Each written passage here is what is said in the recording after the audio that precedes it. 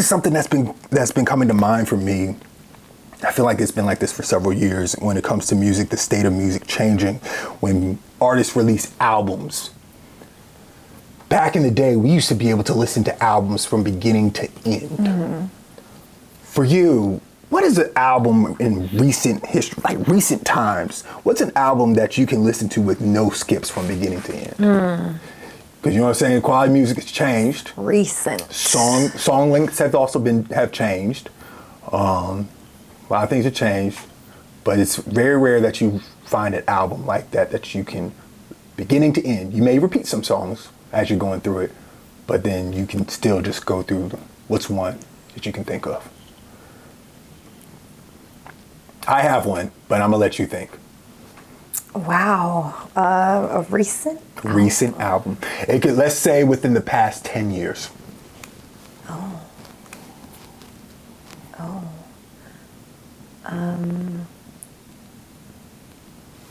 It's tough.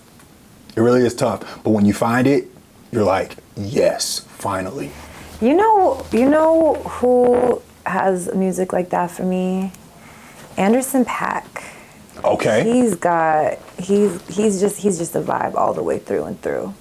And I love listening to his lyricism and just his melodies and his harmonies and just the way he just infuses like the funk with the hip hop, with the R&B, with the soul, so he's a lot of what I listen to when I'm like studying, right? Because he's like, to me, like, I don't want to say the next Prince. But like be careful. Like very much so, like with his abilities, with his talent, his abilities to play music, instruments, to entertain, and all the other things he has going on. Like, he is a true superstar, and I respect him a lot.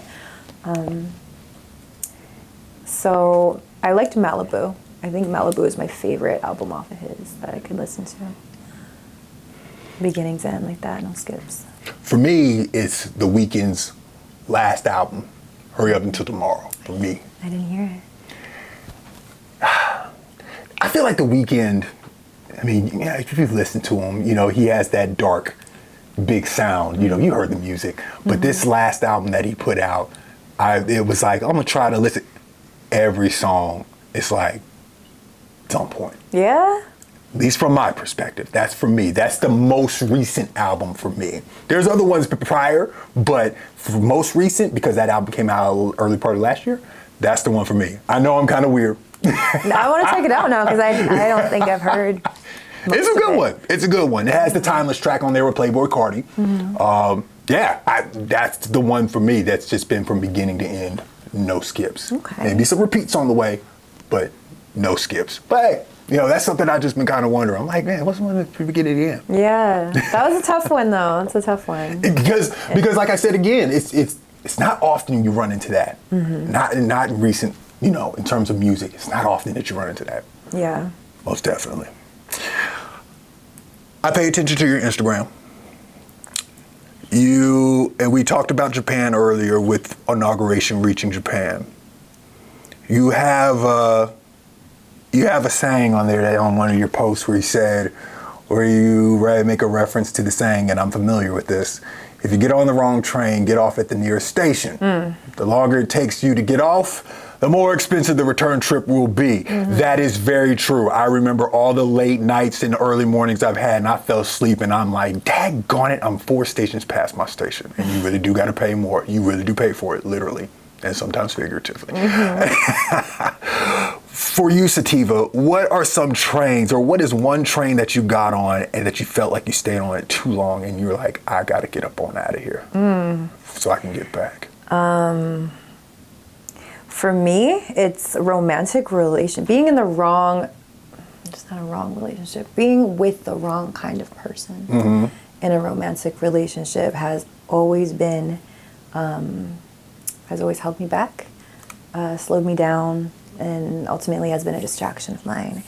So I feel like I'm learning a lot lately, because if you end up with somebody who doesn't have the same kind of healing and ability to regulate their nervous system, your realities are always going to be different.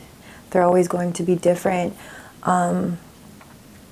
I stayed trying to help somebody too long, and I self-abandoned myself.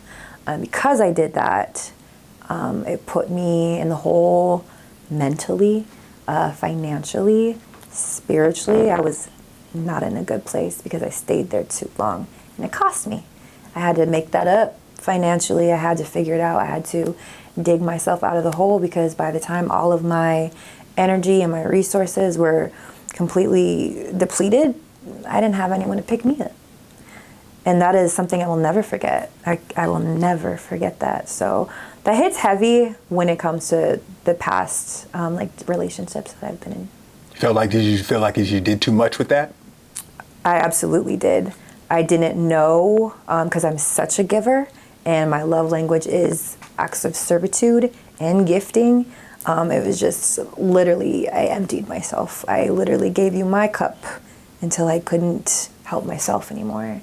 And that's a beautiful thing to love that way. A lot of people don't love that way, but not knowing how to harness that kind of power within myself cost me. It cost me.